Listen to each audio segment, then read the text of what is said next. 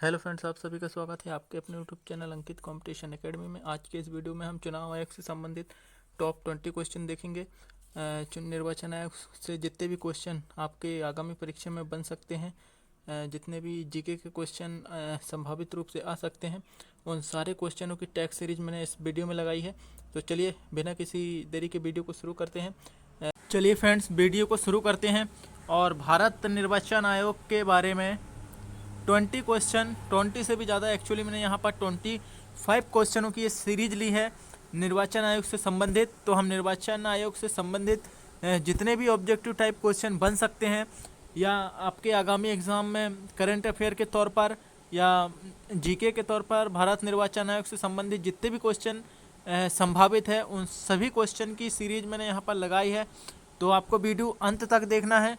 आपको भारत निर्वाचन आयोग से संबंधित जितने भी क्वेश्चन बन सकते हैं, सभी क्वेश्चन यहाँ पर क्लियर होने वाले हैं। तो चलिए वीडियो को शुरू करते हैं। और हमारा सबसे पहला क्वेश्चन है, भारत निर्वाचन आयोग की स्थापना कब हुई थी? भारत निर्वाचन आयोग की स्थापना कब हुई थी? तो भारत निर्वाचन आयोग की स्थापना 25 जनवरी 1950 को भारत निर्वाचन आयोग की स्थापना की गई थी। ऑप्शन नंबर पहला हमारा राइट होगा, 25 जनवरी 1950। चलिए नेक्स्ट क्वेश्चन देखते हैं। हमारा अगला क्वेश्चन है, राष्ट्रीय मतदाता दिवस मनाया जाता है। राष्ट्रीय मतदाता दिवस मनाया जाता है, यानी कि जो राष्ट्रीय मतदाता दिवस है वो कब मनाया जाता है? तो यहाँ पर हमारा राइट आंसर होगा 25 जनवरी को राष्ट्रीय मतदाता दिवस मनाया जाता है। 25 जनवरी को राष्ट्रीय मतदाता दिवस मनाया जाता है। चलिए अगला क्वेश्चन देखते हैं।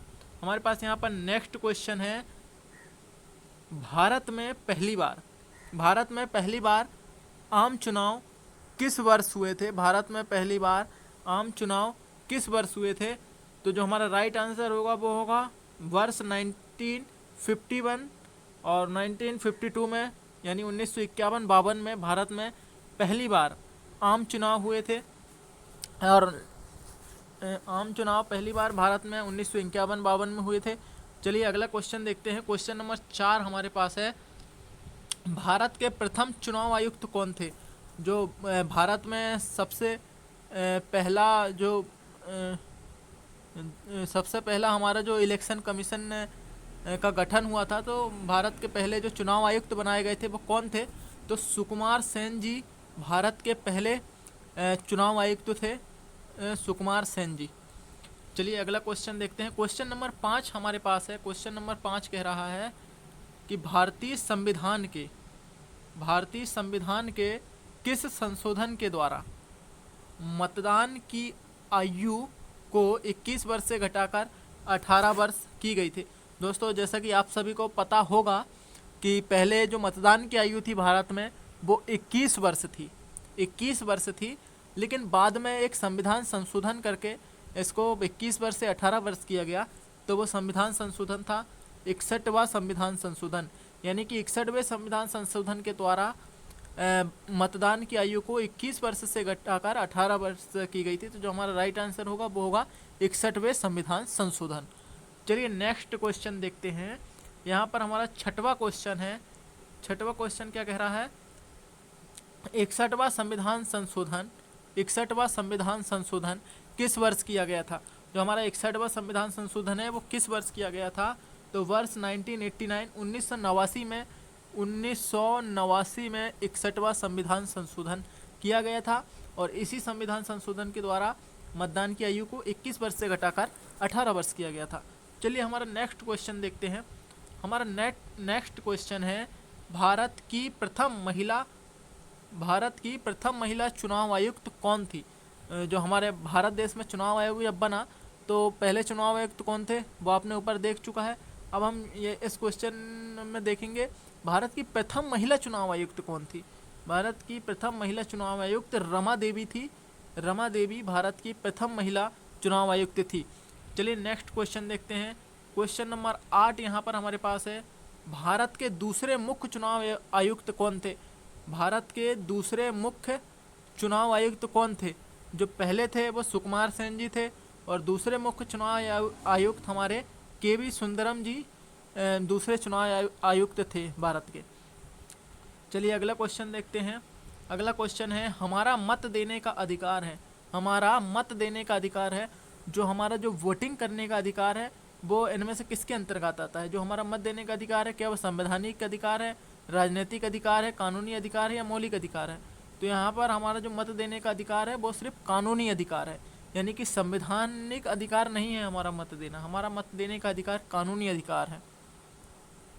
चलिए अगला क्वेश्चन देखते हैं। अगला क्वेश्चन है, चुनाव आयुक्त का कार्यकाल कितने वर्षों का होता है?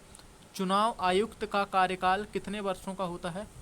तो चुनाव आयुक्त का कार्यकाल 6 वर्षों का होता है। चुनाव आयुक्त का कार्यकाल 6 वर्षों का होता है। कुछ लोग यहाँ पर 5 वर्ष टिक करते हैं, लेकिन जो सही आंसर होगा वो होगा 6 वर्ष। चलिए अगला क्वेश्चन देखते हैं। हमारे पास नेक्स्ट क्वेश्चन है क्वेश्चन नंबर 11। चुनाव आयुक्त का, यहाँ पर चुनाव आयुक्त के कार्यकाल से संबंधित 2 लाइन देख लेते हैं। चुनाव आयुक्त का कार्यकाल 6 वर्षों का या 65 वर्ष की आयु तक होता है, जो पहले हो जाए। यानी कि 6 वर्ष का होता है यदि किसी चुनाव आयुक्त का कार्यकाल पूरा होने से पहले यदि उसकी आयु 65 वर्ष की हो जाती है तो उसका कार्यकाल पूर्ण माना जाएगा। यानी कि चुनाव आयुक्त का कार्यकाल या तो 6 वर्ष की अवधि तक होता है या 65 वर्ष की आयु तक। चलिए ठीक है, अगला क्वेश्चन देखते हैं। अगला क्वेश्चन है, मतदान के दौरान उंगलियों पर जो स्याही लगाई जाती है वह होती है? मतदान के दौरान जो हमारी उंगली पर जो स्याही लगाई जाती है वह कौन सी स्याही होती है? तो सिल्वर नाइट्रेट होती है वो स्याही जो हमारे मतदान के दौरान उंगलियों पर लगाई जाती है, वो सिल्वर नाइट्रेट होती है स्याही। चलिए अगला क्वेश्चन देखते हैं। 12th नंबर क्वेश्चन है, भारत की पहली ट्रांसजेंडर चुनाव राजदूत थी? तो गौरी सावंत जी भारत की पहली ट्रांसजेंडर चुनाव राजदूत थी, जो महाराष्ट्र राज्य को बिलोंग करती हैं, गौरी सावंत जी। चलिए अगला क्वेश्चन देखते हैं। अगला क्वेश्चन है, किस अनुच्छेद में निर्वाचन आयोग की स्थापना के बारे में कहा गया है? भारतीय संविधान के किस अनुच्छेद में निर्वाचन आयोग की स्थापना के बारे में कहा गया है? तो आर्टिकल 324 यानी आर्टिकल 324 में चुनाव आयोग की स्थापना के बारे में बताया गया है। चलिए नेक्स्ट क्वेश्चन देखते हैं। क्वेश्चन नंबर 14 हमारे सामने दिया हुआ है, संविधान के किस अनुच्छेद में बताया गया है कि लोकसभा और विधानसभा का चुनाव वयस्क मताधिकार के आधार पर होगा?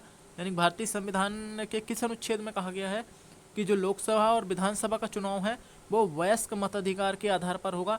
तो अनुच्छेद 326 में यह कहा गया है। राइट आंसर होगा हमारा 326। चलिए नेक्स्ट क्वेश्चन देखते हैं। नेक्स्ट क्वेश्चन है, भारत के निर्वाचन की पद्धति किस देश के अनुरूप है? जो भारत में हमारा निर्वाचन होता है उसकी जो पद्धति है वो हमारी ब्रिटेन के अनुरूप है। भारतीय निर्वाचन की पद्धति ब्रिटेन देश के अनुरूप है। चलिए नेक्स्ट क्वेश्चन देखते हैं। क्वेश्चन नंबर 16 हमारे सामने है। क्वेश्चन नंबर 16 है, भारत में मत देने का अधिकार किस आयु पर मिलता है? बहुत ही सिंपल क्वेश्चन है, भारत में मत देने का अधिकार किस आयु में मिलता है? आई एम 100% श्योर आप सभी को पता होगा कि 18 वर्ष की आयु में भारत में मत देने का अधिकार मिलता है। चलिए अगला क्वेश्चन देखते हैं। क्वेश्चन नंबर 17 हमारे पास है, एक प्रकार से करंट अफेयर भी हो सकता है ये क्वेश्चन। भारतीय निर्वाचन आयोग ने वर्ष 2010 में अपने कौन सी जयंती मनाई थी? जो भारतीय निर्वाचन आयोग है उसने वर्ष 2010 में अपनी कौन सी जयंती मनाई थी? तो वो है स्वर्ण जयंती मनाई थी भारतीय निर्वाचन आयोग ने वर्ष 2010 में अपनी। चलिए अगला क्वेश्चन देखते हैं। क्वेश्चन नंबर 18 हमारे पास है, मध्यावधि चुनाव कब कराया जाता है? मध्य अवधि चुनाव कब कराया जाता है? तो मध्य अवधि चुनाव आप सभी को पता होगा, भारत में 3 तरह के चुनाव होते हैं। यदि आप कमेंट करेंगे तो मैं इन तीनों तरह के चुनाव के बारे में एक सेपरेट वीडियो बना दूंगा। फिलहाल हमारा क्वेश्चन है, मध्य अवधि चुनाव कब कराया जाता है? मध्य अवधि चुनाव समय पूर्ण होने से पहले ही, जब लोकसभा भंग हो जाए तब मध्य अवधि चुनाव कराया जाता है। यानी कि 5 वर्ष पूर्ण ना हुए हो और किसी कारणवश लोकसभा जो है वो भंग हो जाए, ऐसी स्थिति में मध्य अवधि चुनाव कराए जाते हैं। अच्छा, यहाँ पर एक और बात बता दूँ, जो मध्य अवधि चुनाव कराए जाते हैं वो शेष वर्षों के लिए नहीं बल्कि पूरे 5 वर्षों के लिए कराए जाते हैं मध्य अवधि चुनाव। चलिए अगला क्वेश्चन देखते हैं। क्वेश्चन नंबर 19 हमारे पास है, उपचुनाव कब कराया जाता है? उपचुनाव कब कराया जाता है? तो जो हमारे उपचुनाव होते हैं वो कभी भी कराए जा सकते हैं। उपचुनाव ऐसी स्थिति में कराए जाते हैं कि जब कोई सदस्य है उसकी आकस्मिक मृत्यु हो जाए या कोई सदस्य अपना त्यागपत्र दे दे, ऐसी स्थिति में कोई विधानसभा सीट या लोकसभा सीट रिक्त हो जाए तो ऐसी स्थिति में उपचुनाव कराया जाता है, जो कि किसी भी समय कराए जा सकते हैं, यानी कि कभी भी उपचुनाव कराए जा सकते हैं। इसमें ऐसा कुछ बाउंडेशन नहीं है कि 2 वर्ष बाद, 3 वर्ष बाद या 5 वर्ष बाद उपचुनाव कराए जाएँ, ऐसा कुछ नहीं है, कभी भी उपचुनाव कराए जा सकते हैं। चलिए नेक्स्ट क्वेश्चन देखते हैं। नेक्स्ट क्वेश्चन है हमारे पास यहाँ पर क्वेश्चन नंबर 20। परिसीमन आयोग का अध्यक्ष होता है, यानी कि जो परिसीमन आयोग है उसका अध्यक्ष कौन होता है? तो चुनाव आयुक्त, मुख्य चुनाव आयुक्त परिसीमन आयोग का अध्यक्ष होते हैं। चलिए अगला क्वेश्चन देखते हैं। अगला क्वेश्चन है, भारत के मुख्य चुनाव आयुक्त की नियुक्ति कौन करता है? भारत के मुख्य चुनाव आयुक्त की नियुक्ति कौन करता है? तो राष्ट्रपति हमारे भारत के मुख्य चुनाव आयुक्त की नियुक्ति करते हैं। यहाँ पर राइट आंसर होगा राष्ट्रपति। चलिए नेक्स्ट क्वेश्चन देखते हैं। क्वेश्चन नंबर 22 हमारे पास यहाँ दिया हुआ है, प्रत्यक्ष निर्वाचन किसे कहते हैं? प्रत्यक्ष निर्वाचन यानी डायरेक्ट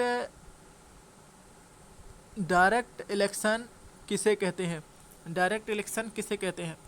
तो प्रत्यक्ष निर्वाचन जब जनता द्वारा प्रतिनिधि चुनना, यानी जनता अपने प्रतिनिधियों को डायरेक्ट चुनती है, ऐसे निर्वाचन को प्रत्यक्ष निर्वाचन या डायरेक्ट इलेक्शन कहते हैं।